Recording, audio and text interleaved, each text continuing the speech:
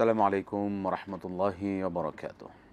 আলহামদুলিল্লাহি রাব্বিল আলামিন ওয়াসসালাতু ওয়াসসালামু আলা রাসূলিহিল কারীম ওয়া খাতামান নাবিয়্যিন নবিয়িনা মুহাম্মদ ওয়া আলা আলিহি ওয়া সাহবিহি আজমাইন। সুপ্রিয় দর্শক, পৃথিবীর যে প্রান্ত থেকে আপনারা এই মুহূর্তে এটিএন বাংলার টিভি স্ক্রিনের সামনে আছেন, সকলকে স্বাগত জানাচ্ছি এটিএন বাংলার নিয়মিত আয়োজন RFL উডিডোর present Islami সাওলজা powered by Islami bank Bangladesh PLC সরাসরি আয়োজনে। এই আয়োজন আপনাদের জীবন ঘনিষ্ঠ যে কোনো ধরনের প্রশ্নের জবাব ইসলামী শরীর আলোকে জানতে আপনি ফোন করুন, প্রশ্ন করুন। আমি আছি আপনাদের সাথে AK ফিরোজ। আমাদের সাথে আজ স্টুডিওতে আছেন শেখ শাহ ওয়ালিউল্লাহ হাফিজাহুল্লাহ। আসসালামু আলাইকুম ওয়া রাহমাতুল্লাহি ওয়া বারাকাতুহু। ওয়ালাইকুম সালাম, আহলান সাহলান শেখ, বারাকাল্লাহু ফিকুম। প্রিয় দর্শক, আমরা এখনই আপনাদের ফোন রিসিভ করব। যারা আমাদের সাথে কথা বলতে চাচ্ছেন, একটা বিষয় অবশ্যই আপনারা মনে রাখবেন, যারা আমাদের সাথে কথা বলবেন অবশ্যই মনে করে আপনি যখন কথা বলবেন তখন আপনি যে টেলিভিশন দেখছেন টেলিভিশন ভলিউমটা কমিয়ে কথা বলেন, এটাই অনুরোধ।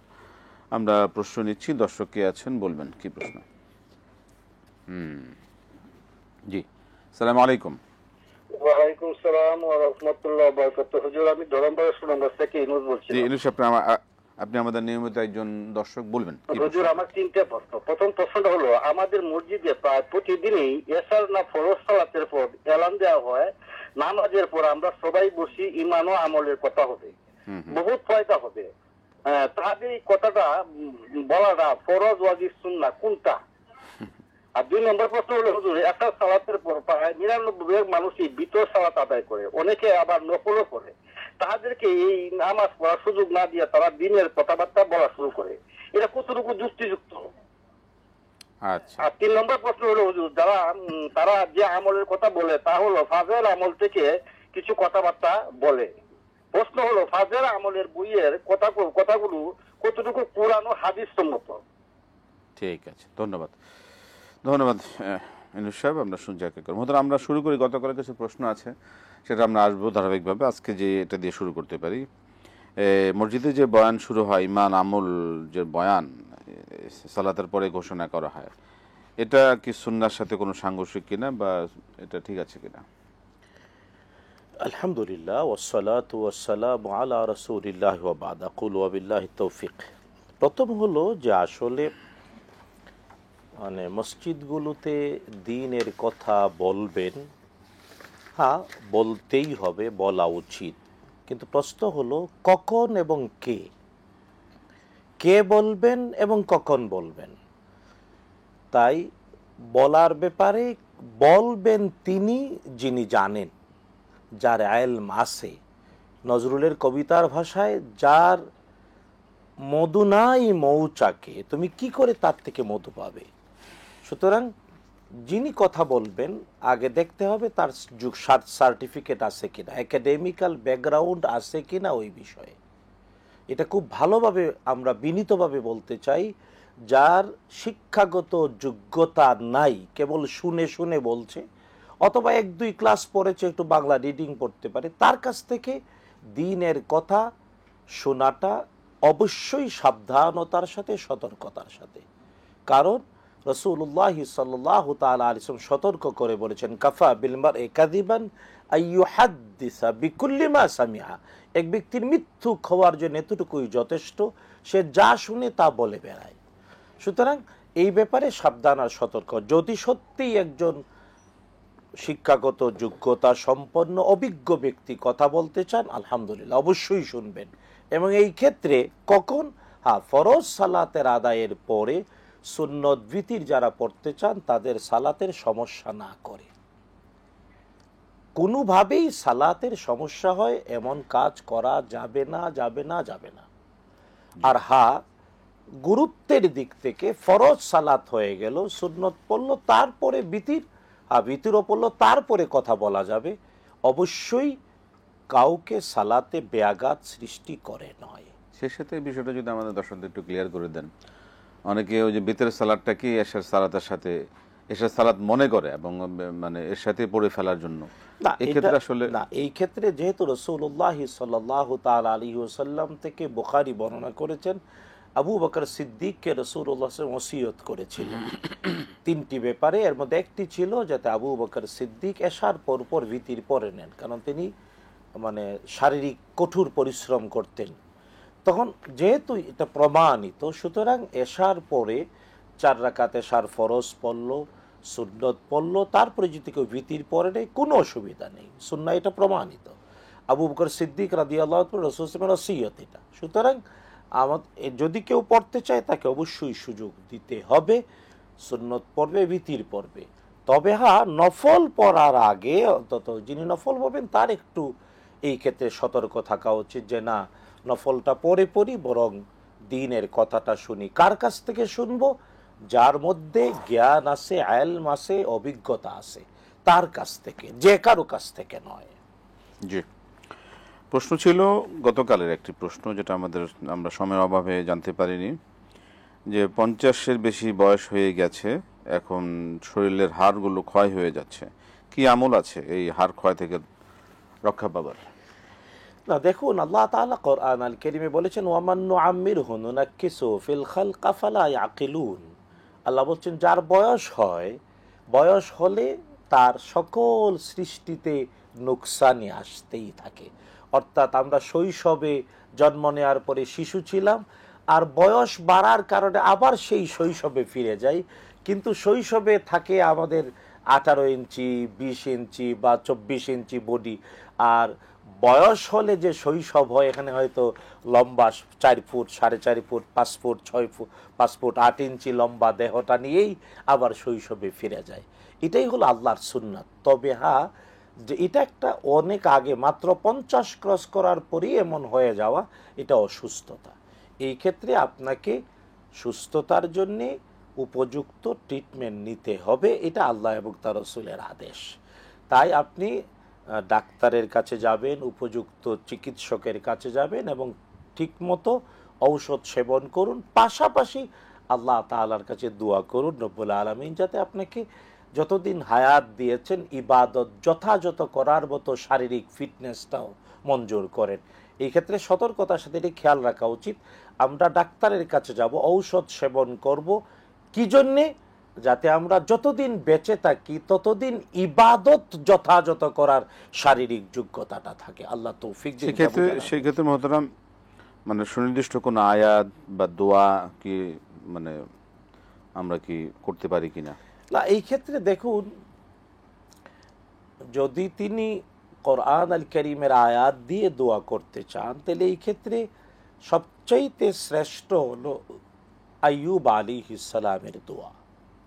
আল্লাহ তাআলা কোরআন আল কারীমে বলেছেন আইয়ুব আলাইহিস সালাম তিনি অসুস্থ হয়েছিলেন, এবং বিভিন্ন ভিন্ন বর্ণনা পাওয়া যায়, কিন্তু অসুস্থতা, এমন অসুস্থতা যে কারণে তার পরিবার পরিজন এবং তার রাষ্ট্র ক্ষমতা এবং তার আত্মীয় স্বজন সবার থেকে তিনি আলাদা হয়ে যেতে বাধ্য হলেন, সবকিছু চলে গেল। কিন্তু আল্লাহ তাআলার কাছে তিনি বললেন মাত্র একবার, আন্নী মাসসানিয়াদ দুররু ওয়া আনতা আরহামুর রাহিমিন। এই ক্ষেত্রে একটু শব্দ আমরা বলি যে রব্বি আন্নী মাসসানিয়াদ দুররু ওয়া আনতা আরহামুর রাহিমিন। আমি আবার বলছি, রব্বি আন্নী মাসসানিয়াদ দুররু ওয়া আনতা আরহামুর রাহিমিন।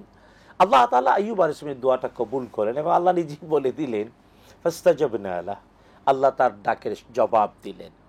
এবং ওয়া আতাইনাহু আহলাহু ওয়া মিসলাহু মাআহু রাহমাতাম মিন ইনদিনা। আমরা অনেকে মনে করি অসুস্থ যদি কেউ হয়, সুস্থ হলে আগের মতো আর ফিরে না, এটা অনেকেরই ধারণা। কিন্তু কোরআন বলে না, আল্লাহ তাআলা যদি কাউকে সুস্থতা দেন তাহলে আগের চেয়ে ডবল সুস্থতা দিতে পারেন। অসুস্থ হওয়ার আগে যে পরিমাণ সুস্থ ছিল তার চেয়ে ডবল সুস্থতা, কোরআন দলিল। সুতরাং আইয়ুব আলাইহিস সালামের এই দোয়াটা পড়তে আমরা অনুরোধ করছি। আল্লাহ তৌফিক দিন। আমিন। জি, আসলে আমলের বিকল্প নেই। আমরা একটা প্রশ্ন নেব, দর্শক বলবেন। আসসালামু আলাইকুম। ওয়ালাইকুম আসসালাম, আমি মামুন রেজা বলছি নওগাঁ থেকে। জি বলুন। আমার 3টি প্রশ্ন। 1 নম্বর হলো যে সফরকালীন সময়ে আমরা সফরের 4 রাকাতের নামাজ 2 রাকাত করার পরে যে এমনি আজকার গুলো করতে হয় সফরের সময় সেগুলো করতে হবে কিনা, আর ইকামত দিতে হবে কিনা, আর যেগুলো কেরাত জোরে করা হয় সেগুলো জোরে করতে হবে কিনা, আর যেগুলো নীরবে করতে হয় সেগুলো করতে হবে কিনা এটা। আর আরেকটা হলো যে আমরা দোয়া করার সুন্নাহ পদ্ধতি বা আদব জানতে চাচ্ছি, এবং দোয়া করার প্রথমে কি অপরের জন্য দোয়া করব না নিজের জন্য দোয়া করব, মানে কিভাবে দোয়া করতে পারি। ঠিক আছে, ধন্যবাদ, অনেক ধন্যবাদ আমির সাহেব। জি, আমরা আরো অনেক প্রশ্ন রয়ে গেছে মোহতারাম, আমরা কিছু কিছু করে শুনি, সবাইকে সুযোগ দিতে হবে। অজু করার সময় কি মহিলাদের কাপড় রাখতে হবে কিনা? মহিলা অজু করবেন একান্ত পর্দা লঙ্ঘন হয় না এমন আবদ্ধ জায়গায়, যেখানে অন্য কোনো পুরুষ অথবা অন্য কোনো অতিরিক্ত মহিলাও তাকে দেখতে না পায়। এই জন্য অজুর জায়গা বা আমরা যেটাকে বলি বাথরুম, যেটাকে অনেকগুলো কাজ আমরা ইউজ করি, খেয়াল রাখতে হবে যাতে অন্য আর কেউ না দেখে, অতিরিক্ত পর্দা লঙ্ঘনের বাস্তবতা যাতে না থাকে। এই ক্ষেত্রে একজন নারী অজু করতে গিয়ে তিনি যদি নিজের ঘরে, নিজের বাথরুমে, নিজের অজুখানায় অজু করলেন, যেখানে তিনি ছাড়া আর কেউ নাই, হয়তোবা তার স্বামী অথবা তার পুত্র অথবা তার কর্তা, এই ক্ষেত্রে যদি মাথার কাপড় পরে যায় তিনি অজু করেন, কোনো সমস্যা নেই। জি, পরবর্তী প্রশ্ন ছিল অজু শেষ করে যে কি দোয়া পড়তে হয়? অজু শেষ করার পরে সুন্নাহ প্রমাণিত দোয়া হলো আল্লাহুম্মা জাআলনি মিনাত তাওয়াবিন ওয়া জাআলনি মিনাল মুতাতাহহিরিন, এই দোয়াটা করা। আরবি যদি কারো কষ্ট হয় আমি আবারও বলছি, আল্লাহুম্মা জাআলনি মিনাত তাওয়াবিন ওয়া জাআলনি মিনাল মুতাতাহহিরিন। যদি কেউ আরবিতে বলতে অসুবিধা হয় বাংলায় অর্থটাও বলতে পারেন, হে আল্লাহ আমাকে তোমার কাছে তওবাকারীদের মাঝে শামিল করো এবং আমাকে অতি পবিত্রদের অন্তর্ভুক্ত করো। একটা মজার ব্যাপার হলো মৌলানা, এটা সবাইকে একটু বলা যে আল্লাহ তাআলা কোরআন আল কারীমে এই যে মুতাতাহহির, তাতাহুর, এটা আরবি ভাষার গ্রামারের একটা বিষয়। হ্যাঁ, এটা যারা মাদ্রাসা অথবা আরবি ভাষার ব্যাকগ্রাউন্ড নাই তারা বুঝবেন না, শুধু এতটুকু বুঝার জন্য বলি, তুহুর আর মুতাতাহহির, তাতহীর, এর মধ্যে পার্থক্য আছে।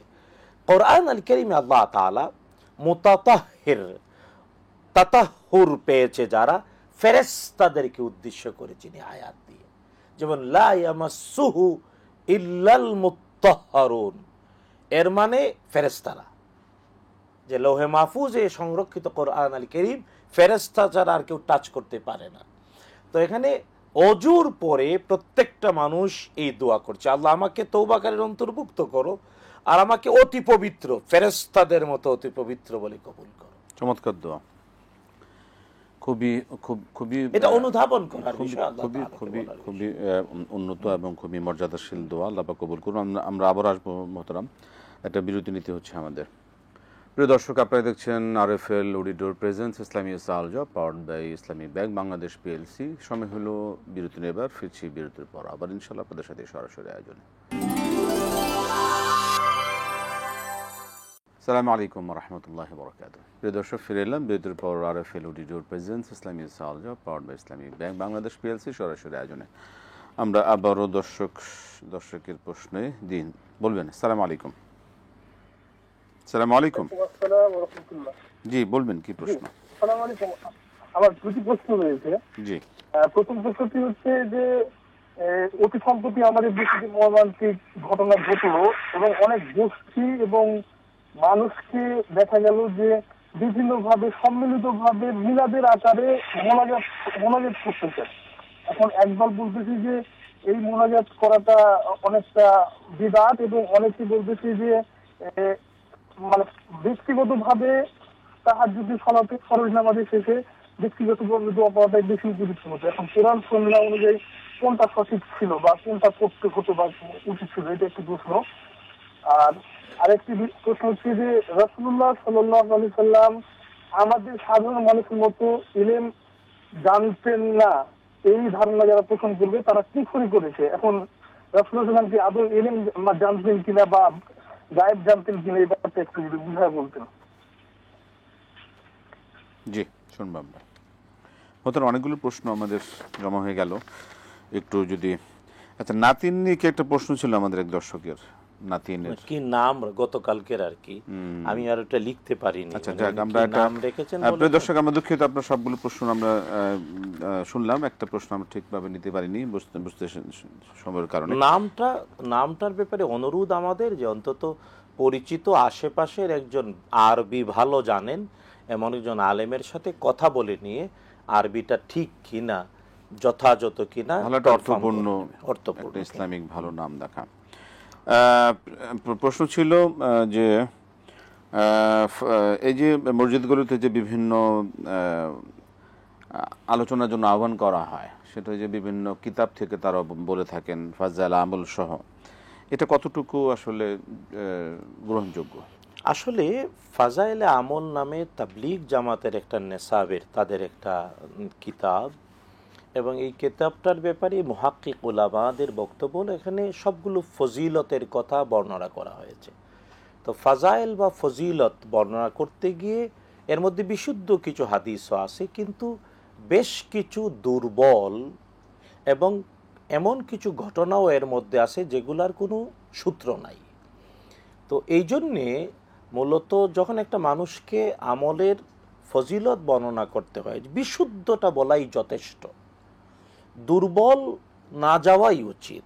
যদিও এই ক্ষেত্রে বলেন না দুর্বলটাও বলা যায়, কিন্তু সমস্যা হলো এই সুযোগটা থাকার কারণে, দুর্বলগুলো বর্ণনা করার কারণে এর সাথে সূত্রবিহীন, অতিরঞ্জিত এবং মানে অনেকটাই ফেব্রিকেটেড, মানে অবৈজ্ঞানিক এবং অনেক ক্ষেত্রে মানে কমন সেন্স বিরোধী, কোরআন হাদিস এর সাথে সামঞ্জস্যপূর্ণ নয় এমন সূত্রবিহীন অনেক অস্বাভাবিক কথাবার্তা এর মধ্যে আসে। আবার এটাও আবার একটা আমরা বলতে চাই যে হ্যাঁ দেখুন, কারামাতুল আউলিয়া হক, আল্লাহর প্রিয় বান্দা যারা, তাদের কিছু কারামত, তাদের কিছু বৈশিষ্ট্য অলৌকিকভাবে প্রকাশিত হয়, এটা ব্যক্তির ইচ্ছার অধীনে না, এটা আল্লাহ তাআলার অনুগ্রহ হিসেবে।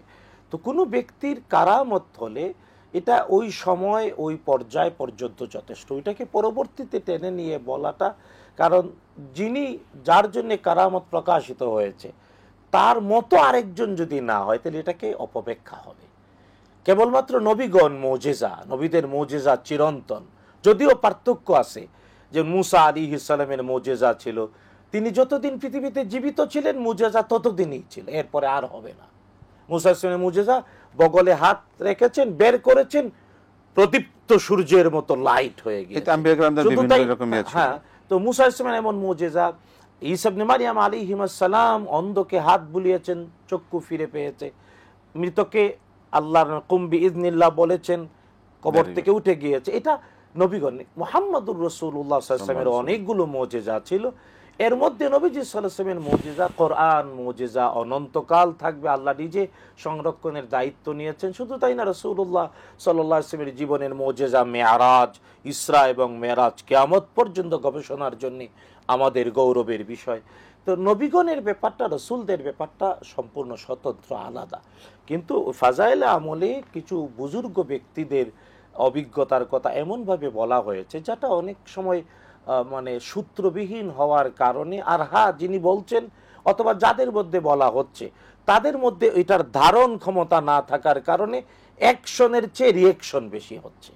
এই জন্যে বিজ্ঞ উলামাদের অভিমত হলো, এমনকি আরব দেশে যারা তাবলীগ করেন তারা পড়েন রিয়াদুস সালেহিন, হাদিসের কিতাব। এখানে আমাদের তো বিশুদ্ধ হাদিসের কিতাবই পড়া উচিত, রিয়াদুস সালেহিন পড়া উচিত। ফাজাইল আমলের যেগুলো বিশুদ্ধ বর্ণনা এগুলো বলবেন, যেগুলোর সূত্র নাই অথবা যেগুলোতে অতি দুর্বল, যেগুলো মানুষকে কখনো কখনো মানে ফেব্রিকেটেড বর্ণনা মানুষকে মূলত এস্টাবলিশড করে এবং কখনো কখনো ধর্মের ব্যাপারে মানে অতি বেশি বাড়াবাড়ি করতে উৎসাহিত, এগুলা থেকে আমরা বিরত থাকি। আপনার সাথে একমত, এবং আমরা মানে বিষয়টা খুবই গুরুত্বপূর্ণ, যেখানে কোরআনের একটি বিশাল ভান্ডার রয়েছে এবং সুন্নাহ একটা বিশাল সহিহ সুন্নাহ যে বিষয় রয়েছে, এরপর আবার এই বাড়তি কিতাব দিয়ে মানে কোরআন থেকে মানে আলাদা দিকে না, এখানে আবার আরেকটা জিনিস ডাইভার্ট অনেক করার লোকজনই ক্ষেত্রে বলেন যারা এই কিতাব বা এগুলা নিয়ে ব্যস্ত থাকেন তারা কোরআন আল কারীম পড়েন না বা পড়তে উদ্বুদ্ধ করেন না, এমন একটা কথা শোনা যায়। আল্লাহু আ'লাম বিসওয়াব। বাস্তব তো তাই, যেখানে আমাদের ফরজ গুলোর ক্ষেত্রে আমাদের যথেষ্ট দুর্বলতা আমাদের মুসলিমদের মধ্যে দেখা যায়, সেই ক্ষেত্রে এই নফল নিয়ে এতটা ক্ষেত্রে সতর্ক হওয়া দরকার খুবই। যে মতো আমাদের সময় খুব সংক্ষিপ্ত চলে যাচ্ছে, খুব দ্রুত। সফরকালীন সময়ে আজগারগুলো করার বিষয়ে কোরআন সুন্নাহর ব্যাখ্যা কি রয়েছে? না, সফরকালীন সময়ে কেবল ফরজ 4 রাকাত, অর্থাৎ জুহর 2 রাকাত, আসর 2 রাকাত, এশা 2 রাকাত, 5 ওয়াক্ত সালাতের মধ্যে 3 ওয়াক্ত জুহর, আসর এবং এশা 4 রাকাতের জায়গায় 2 রাকাত পড়বে। মাগরিব 3 রাকাত ঠিকই থাকবে, ফজর 2 রাকাত, সুন্নত সহ 2 রাকাত ফরজ ঠিক থাকবে। এখন আযকারগুলো রাসূলুল্লাহ সাল্লাল্লাহু আলাইহি ওয়াসাল্লাম মুসাফির অবস্থায়ও করেছেন, আযকার ছেড়ে দেয়া যাবে না। শুধু তাই না, মুসাফির অবস্থায় যেমন মানে এশার 2 রাকাত, মাগরিবের 3 রাকাত, ফজরের 2 রাকাত অবশ্যই ইকামত দেবেন। আজান যদি কেবল মুসাফিররা একত্রে যেখানে আসেন কোনো আজান শোনা যায় নাই, তাইলে জামাত পূর্ণ হওয়ার শর্ত এটা। কারণ আহমদ ইবনে হাম্বল রাহিমাহুল্লাহর মাযহাব অনুযায়ী আজান দেওয়া ফরজ, যদি আমাদের হানাফি মাযহাব অনুযায়ী সুন্নাহ, কিন্তু যেহেতু সূরাতুল জুমআতে 9 নম্বর আয়াতে আল্লাহ তাআলা আদেশ করেছেন আজান দিতে, তাই আজান বলেছেন তিনি ফরজ। তাই ফরজ সালাত আদায়ের শর্ত সওয়াব পরিপূর্ণ পাওয়ার জন্য আজান আর ইকামত। সুতরাং যদি কোথাও এমন জায়গায় কেউ জামাত আদায় করতে চাচ্ছেন যেখানে আশেপাশে আজান হয়েছে, তারা শুনতে পেয়েছেন, তাইলে আজান না দিয়ে শুধু ইকামত দিলে যথেষ্ট। কিন্তু আজান শুনতে পাননি অথবা আজান হয়নি, তাহলে মুসাফির ব্যক্তিও জামাত আদায় করতে গিয়ে অবশ্যই আজান দেবেন, ইকামত দেবেন এবং মাগরিব, এশা, ফজর জুড়ে তেলাওয়াত করবেন। আমরা জবাব পেয়ে গেছি। প্রশ্ন নেব, দর্শক বলবেন। আসসালামু আলাইকুম। আসসালামু আলাইকুম। ওয়ালাইকুম আসসালাম ওয়া রাহমাতুল্লাহ। হুজুর, আমার প্রশ্ন ছিল যে আমি অনেকের কাছে টাকা পাই, এরা ফোনও ধরে না, বাসায় যোগাযোগ করে না, কোনো দোয়া আছে নাকি পাওনা টাকা পাওয়ার জন্য? দোয়া আমল, কোন আমল আছে কিনা আপনি? জি, কোনো আমল আছে কিনা হুজুর? টাকা, জি জি জি জি, ধন্যবাদ। আমি কিন্তু খুবই অসহায় এক নারী, আমার স্বামী নাই, ছেলে মেয়ে ছোট। জি, আমরা শুনবো। আল্লাহ পাক আপনাকে সহজ করে দিন, আপনি ভালো রাখুন। মোহতারাম, দোয়া কিভাবে করতে হয়, সেই ক্ষেত্রে কিভাবে করবেন? আগে কি সকলের জন্য দোয়া করে নিজের জন্য করতে হবে না কিভাবে কি?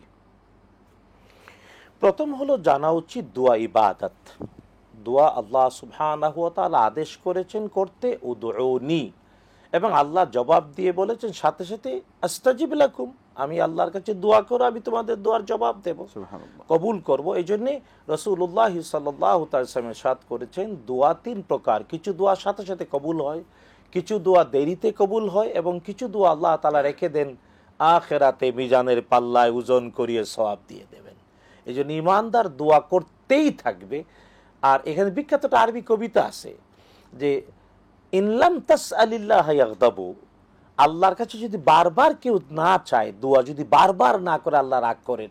কিন্তু ওয়া বুনাই আদম হিনা ইউসআল ইয়াগদাবু, আর আদমের সন্তানকে যদি একটা বিষয় বারবার কেউ চায় রাগ করে। তো সৃষ্টি আর স্রষ্টার মধ্যে পার্থক্য হলো সৃষ্টির কাছে কেউ কিছু চাইলে সৃষ্টি রাগ করে, আর স্রষ্টা তার কাছে বারবার বারবার না চাইলে তিনি রাগ করেন। তাই চাওয়াটা, দোয়া করাটা ইবাদত। সুবহানাল্লাহ। আর এখন দোয়া ব্যক্তি নিজের জন্য করবে, অন্যের জন্য করবে, উপস্থিতের জন্য করবে, অনুপস্থিতের জন্য করবে, জীবিতের জন্য করবে, মৃতর জন্য করবে। হ্যাঁ, আর এই সবার জন্য দোয়া করে, একজন ইমানদার সবার জন্য দোয়া করাটা ওয়াজিব, দোয়ার বিনিময় হয় না। এই জন্য দোয়া চাইতে হয় সুন্নাহ, দোয়া করাটা ওয়াজিব।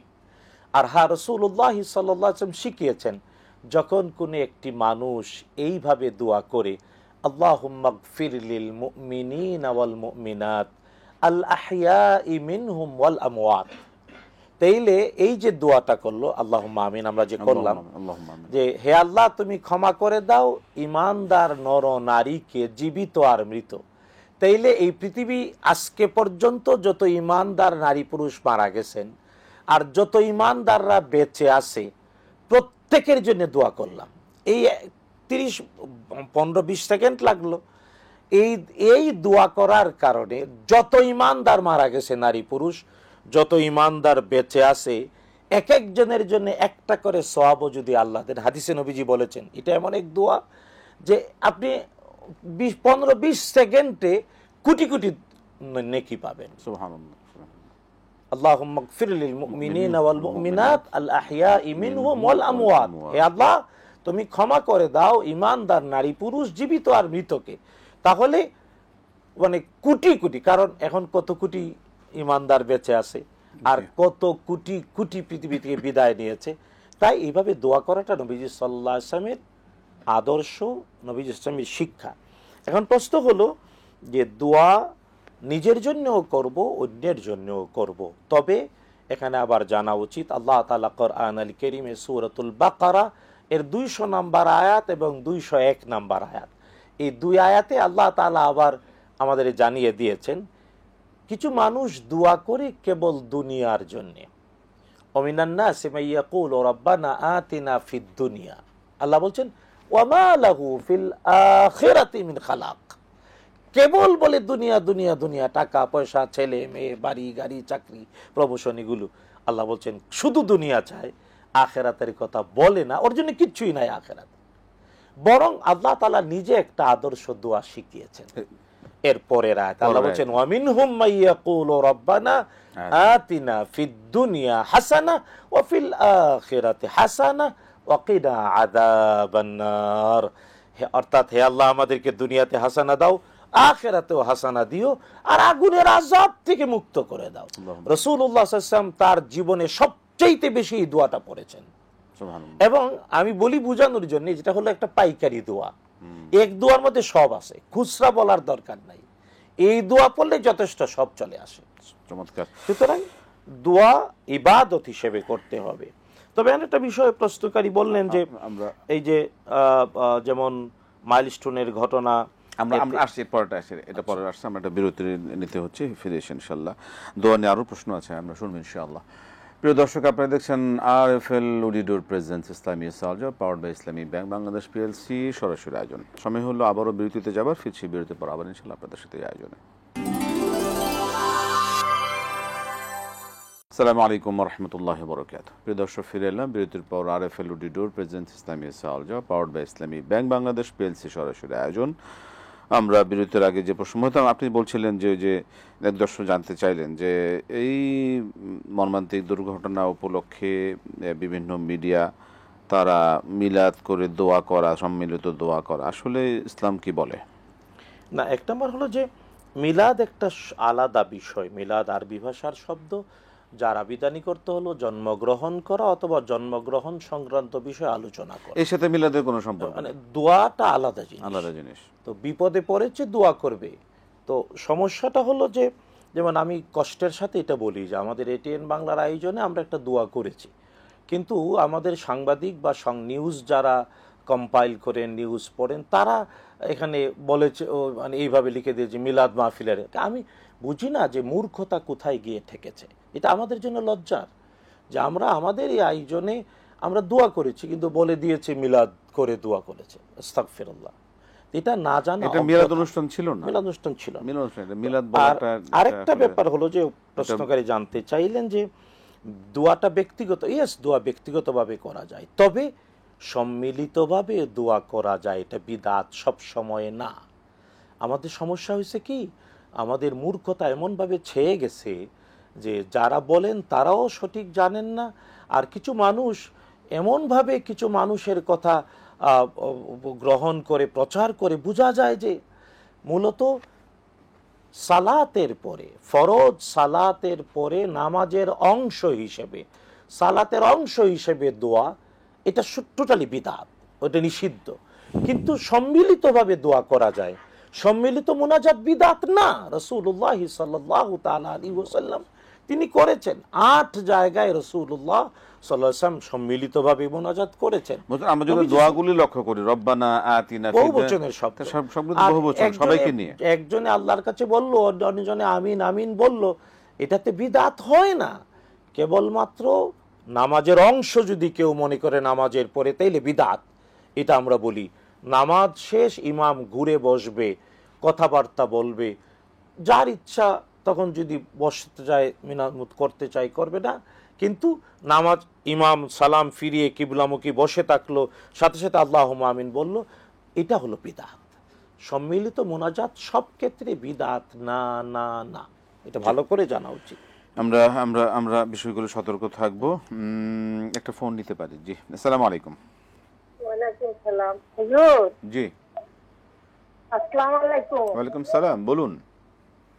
আসসালামু আলাইকুম হুজুর। ওয়ালাইকুম আসসালাম ওয়া রাহমাতুল্লাহ, বলুন কি প্রশ্ন? হুজুর, আমার হচ্ছে 3টা প্রশ্ন। 1 নম্বর প্রশ্ন হলো যে হুজুর আরেকদিন বলছিল যে বড় হুজুর, যে বাবা মার হক সন্তান যদি নষ্ট করে তাহলে সন্তানের গুনাহ হবে, কিন্তু বাবা যদি বাবা সন্তানের হক নষ্ট করে তাহলে কি হবে? আমি একটু জানতে চাইলাম, কারণ আমার বাবার অনেক সয় সম্পত্তি ছিল, কিন্তু আমার বাবা, আমরা আমাদের সময় সংক্ষিপ্ত, আপনি প্রশ্নটা সংক্ষেপ করবেন। জি, আর দ্বিতীয় প্রশ্ন বলবেন। বাবা কিছু দেয়নি, না দেওয়া পরে বিয়ে করছে ওই সন্তান এবং ওয়াইফকে দিয়ে দিচ্ছে, একটা প্রশ্ন। আর 2 নম্বর হলো ওই যে হুজুর যে ওযুটা দেখিয়েছিল যে সামনে থেকে পিছনে যেতে হবে, পিছন থেকে হাতটা কপাল দিয়ে মাথা করতে হবে। জি জি, তৃতীয় প্রশ্ন।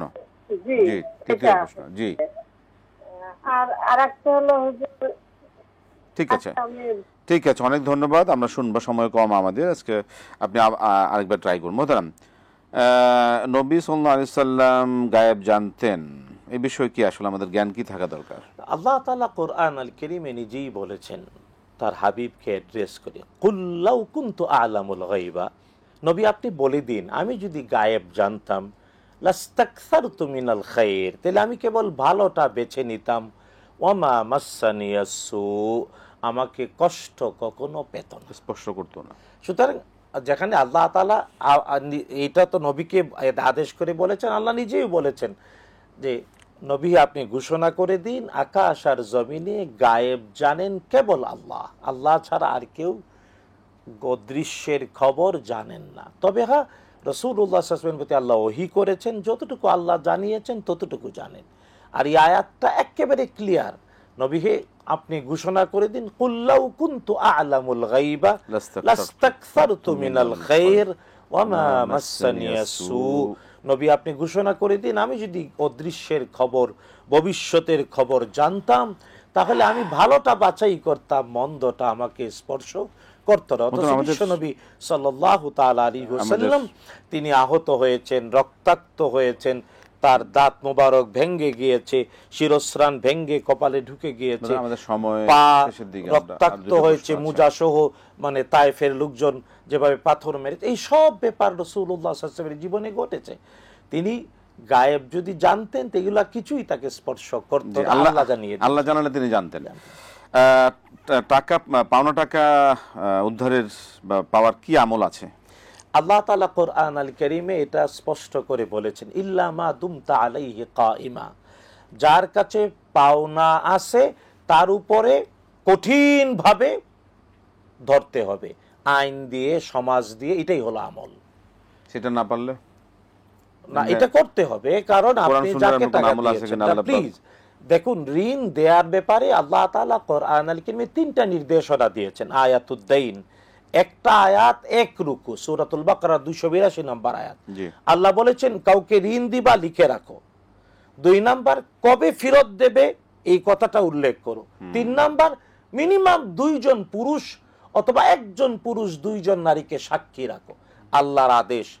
এইভাবে লিখিতভাবে ঋণ দেওয়া, কবে রিটার্ন করবে লিখে দেয়া, এবং সাক্ষী রাখা, 2 জন পুরুষ অথবা 1 জন পুরুষ 2 জন নারী, আল্লাহ তাআলা বলেছেন। আর এইভাবে ঋণ দিলে যদি না দেয়, ওই সাক্ষী আর দলিল দিয়ে ইল্লা মা দুমতা আলাইহি কাইমা, ওর উপরে কঠিনভাবে আইন প্রয়োগকারীর মাধ্যমে ধরতে হবে যাতে ঋণ আদায় হয়। এটা হলো আমল, আল্লাহ বলে দিয়েছেন। মানে এছাড়া অন্য কোন কোন, হ্যাঁ, আল্লাহর কাছে দোয়া, আল্লাহ আমার পাওনাটা, এটা নিজের মতো করে ভাষায় বলবে যে আল্লাহ আমাকে বিপদমুক্ত করে দাও, ওই ঋণ যে নিয়েছে তাকেও তৌফিক দাও, সে যাতে আমাকে দিয়ে দেয়, আর আমাকেও পাওনাটা ফিরিয়ে দেয়, এইভাবে বলবে দুরূদ শরীফ পড়বে। আমরা কিন্তু আমল কোরআনে ওইটাই। জি, আমরা বাবা মার এটা গেল। আমার শেষে যেটা হচ্ছে বাবা মার হক, যারা যদি বাবা মা না দেন সেই ক্ষেত্রে কি করণীয়? দেখুন, প্রশ্নকারিণী যেভাবে বললেন তার বাবার জন্য আমাদের দয়া হয়। রসুল একটা বিখ্যাত হাদিস ইবনে কাসির বর্ণনা করেছেন, রসুল সাল্লাল্লাহু আলাইহি ওয়াসাল্লামের সাথে এক ব্যক্তি 70 বছর নামাজ রোজা হজ যাকাত করেছে, কিন্তু মৃত্যুর আগে তার পরিত্যক্ত সম্পত্তি আল্লাহর দেওয়া আইন অনুযায়ী, উত্তরাধিকার আইন অনুযায়ী বন্টন নিশ্চিত করে নাই। নবীজি বলেছেন হতে পারে আল্লাহ তাকে জান্নাত দেবেন না। অপরদিকে 70 বছর নামাজ রোজা হজ যাকাত করে নাই, মরার আগে পরিত্যক্ত সম্পত্তি আল্লাহর দেয়া উত্তরাধিকার আইন অনুযায়ী বন্টন নিশ্চিত করেছে, হতে পারে আল্লাহ জান্নাত দিয়ে দেবেন। তো আপনার বাবা যেভাবে বললেন যে দ্বিতীয় বিয়ে করে দ্বিতীয় স্ত্রী এবং ওই দ্বিতীয় স্ত্রীর বাচ্চাদেরকে সবকিছু দিয়েছে, সন্তান আপনি কন্যা আপনাকে দেয় নাই, তার জান্নাতে যাওয়াটা প্রশ্নবিদ্ধ। আল্লাহ মাফ করুন। আপনারা ক্ষমা না করলে জান্নাত আমরা শেষ করব আজকে। সুতরাং এটা খুব শক্ত জিনিস। আল্লাহ হেদায়েত। শেষে ছোট্ট যদি একদম অল্প সময় যেহেতু ওজন নিয়মটা একটু বলে দেন। এটা ব্যাপার, ওনাকে একটা বিনীত অনুরোধ ওনার মাধ্যমে সবাইকে সালামটা বিশুদ্ধ করে দেওয়া, আসসালামু আলাইকুম, সুন্দর করে দেওয়া, আসসালামু আলাইকুম ওয়া রাহমাতুল্লাহ। আমরা আজকে আর সময় পাচ্ছি না মুহতারাম, আপনাকে অসংখ্য ধন্যবাদ, জাযাকাল্লাহু খায়র, বারাকাল্লাহু ফীকুম। প্রিয় দর্শক, এই ছিল আজকে আমাদের নির্ধারিত সময়ের মাধ্যমে আমরা অনেক কিছু জানলাম, শুনলাম আপনাদের মূল্যবান প্রশ্নের আলোকে। এইভাবে আমরা জানবো, মানব। কোরআন আসলে সুন্নাহর আলোকে শুদ্ধভাবে বিশুদ্ধভাবে জানাটা আমাদের জন্য খুবই গুরুত্বপূর্ণ। এই বিভিন্নভাবে বিভিন্ন কারণে বিভিন্ন মাধ্যমে জানার কারণে কিন্তু আমরা কিন্তু বিভ্রান্ত হচ্ছি, সহি শুদ্ধ থেকে আমরা বঞ্চিত হচ্ছি। আল্লাহ পাক আমাদের হেফাজত করুন। আজকে শেষ করতে হচ্ছে, বিদায় নিচ্ছি। আসসালামু আলাইকুম ওয়া রাহমাতুল্লাহি ওয়া বারাকাতুহু।